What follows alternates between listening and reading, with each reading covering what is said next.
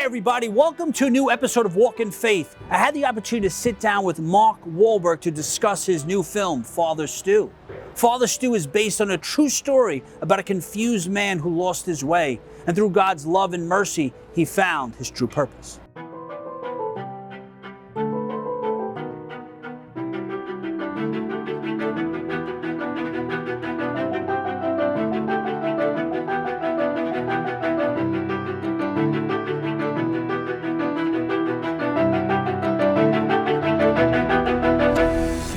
Mark, thank you so much for this opportunity. You know, a few weeks ago, I actually met your brother Jim. I was at a conference in Jersey. Oh, nice. What a testimony he had. And you know, whenever we discover God's purpose for our life, you know, we assume that life's going to be easy, and we see the voice of the enemy, the struggles, the storm. I can't imagine doing this film was easy. I can imagine you didn't overcome adversity. How did you overcome that, and what did you deal with during this 6-year period? I mean, it's never easy. You know, it's not like I got a no from everybody. I just I sent it to a couple people that I knew and trust that I thought might respond to the material. They didn't. And so I just figured, the best way to do it is just do it on my own. There's no interference. I have complete creative control. And when I make a film that I know is really special, then I'll bring it back to everybody. And hopefully then I'll be able to get, whether it be the distribution that I wanted or the support of the Archdiocese and everything else in between. I think it's just a matter of staying the course. It's hard to get a movie made. Never mind, it's really difficult to make a good movie, and to be able to do both of those things with a movie that meant so much to me and is affecting so many people in such a positive and profound way, well worth it. So no more worrying about the difficulties of getting it made. It's great. I know it is difficult, like you said. You go through the storm, and then you mentioned something that God puts people in our path for a reason, but also too, God gives us opportunities. You got to be able to recognize them. Discern, exactly. Why do you think God gave you this mission? There's so many filmmakers out there. Because I've been spending 30 some odd years, 40 years preparing to play this part in my own real life. And so, that's why did he make me successful in film and television? The movies that he wants me to make are these kinds of films. I think he tolerates the other ones and maybe gets a kick out of some of them every once in a while. I've made some good ones, but this, God, it's so fulfilling to do something that has such a profound impact on people. You know what I think it is? That he can trust you. Because you're using that platform the right way. Because so many people are successful in the eyes of society, and they have a platform and they misuse it. Yeah, well, how much talent is he willing to give you, right? Exactly. He gave you the little, and he trusts you with the big. Because you're using this platform. You're, like you said, your story, your life is very similar to Father Stu's, right? There must have been a lot as you were preparing that you saw within yourself. Yeah, and of course everything that I was going through even while we were making the movie. It's one thing to prepare to make the film, and there's another thing actually shooting the film. During principal photography, we're in the middle of COVID, I lost my mom. It suffered many, many, many setbacks, but also got the comfort. My faith gives me great comfort. Keep coping with things that I can't control. So. And especially you lean on it. Because even though being a believer, or follower of Christ, I made my sacraments with the church, but there's still that time where I question. Especially when I'm doing things for my faith. Because it's easy if I'm just, making a movie or a film, and it's hard, but it's easy in that sense. But when you're stepping out in faith and you have a mission and it's to glorify God, it's difficult. Yeah. It's a little more challenging. Oh, yeah, but it's also more fulfilling. That's exactly what it is, fulfilling. You're not doing it just for money or for financial gain. Yeah. Like for me, and your brother actually spoke about too, his defining moment, right? It was when Mother Teresa came to the prison, and Father Stu with the motorcycle accidents. For me, it was Fatima. What was your defining moment where you finally said, I'm going to surrender my life to Christ. I'm going to really discern what he's called me to do? Well, I've had many, but of course, even getting into trouble at a very young age, being a young kid who was completely lost and looking to all the wrong people for inspiration, when all I was really getting introduced to was negativity and a quick downward spiral. But when I turned to God, there were many people there to support me and help me. Not the typical people we would look to, not the kind of cool figures that represent the neighborhood and being a stand-up guy and all of those things. But once I started focusing on my faith, good things started to happen for me. And that felt really good. I want to share that with people. I want to know what amazing comfort and joy I've gotten from my faith and share that with people. And I think that will draw people I agree. to the faith, yeah. Agreed, the doors that open. The one thing that I never knew was according to his purpose.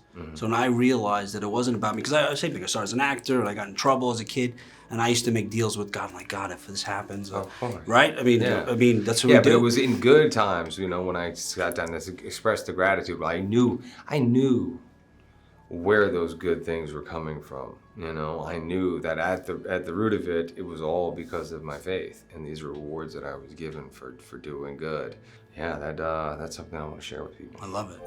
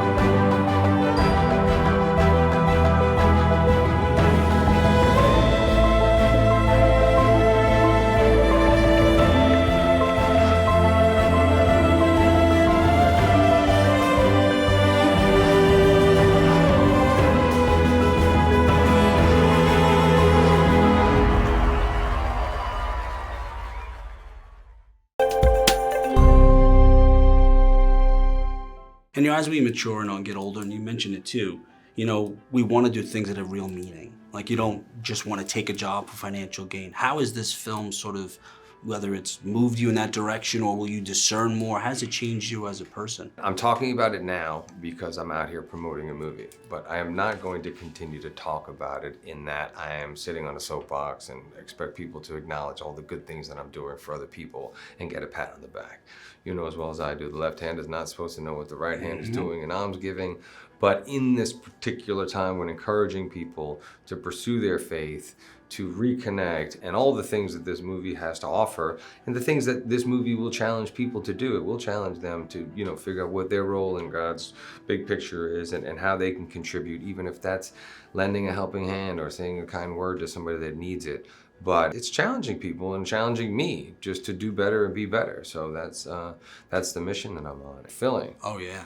To do good, Oh, yeah. I The agree. reward is it's a different feeling. Yeah. I mean, I know for me working in the secular world and then moving into the world of faith, the reward that I get, the filling, the sense of joy.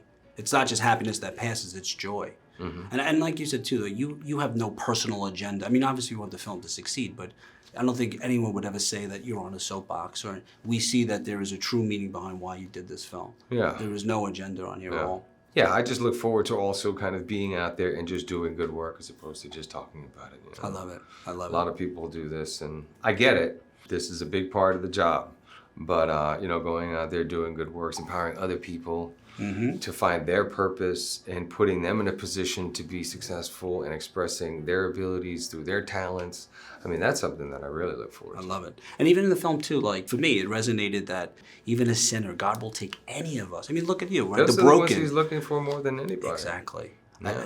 Yeah. I agree. I think for me too, he picked someone like me because I'm on fire for my faith now because of what I went through. Because I have that story that I can, same as you, talk to people that might not open up a Bible, but might watch a film or might watch a but also boxing. people that are going through something similar to what you've gone through, and you have the experience and therefore the credibility and authenticity to speak about it because you've been through it. And Stu was so effective in that way with his prison ministry, all the things that he did.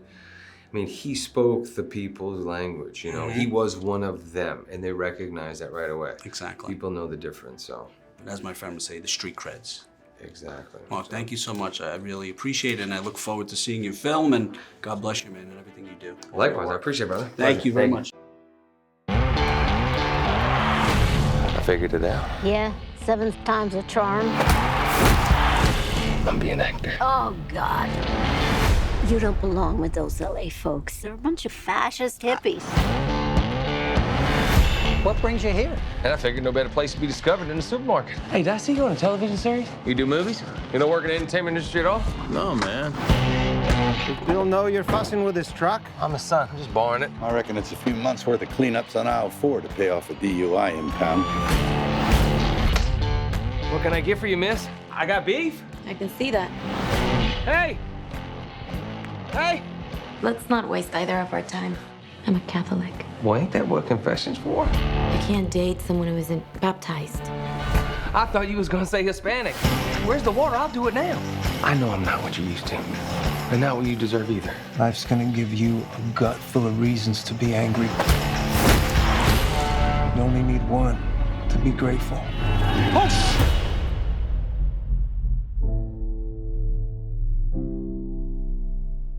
I think God saw something in you worth saving, but it's up to you to decide what you've got to offer. It's the place you told me you believed in me. I thought it made sense being back here to do this. Your son is about to make a huge mistake. Well, I'm gonna be a priest. For Halloween.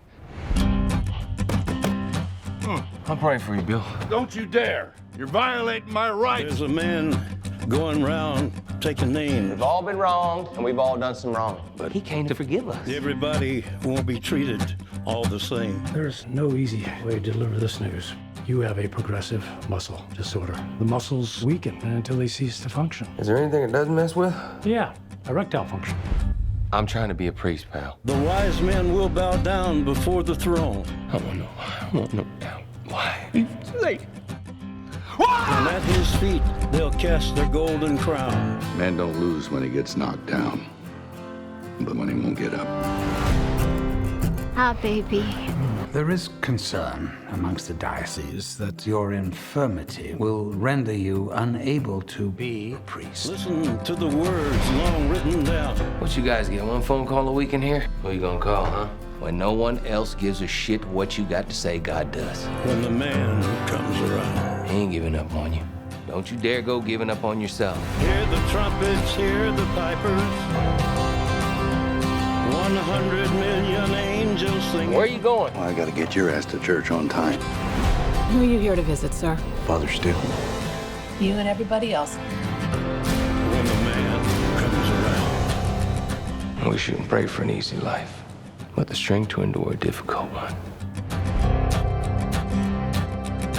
Well, you can't say I never gave you nothing. Yeah, I skipped over thanking you. Went straight to the source. Exclusively in movie theaters. I hope you enjoyed today's episode of Walk in Faith. I know I did. It was such an opportunity to sit down with Mark Wahlberg and to watch Father Stu. Always remember you have the ability to inspire and evangelize through your words and actions. God bless you.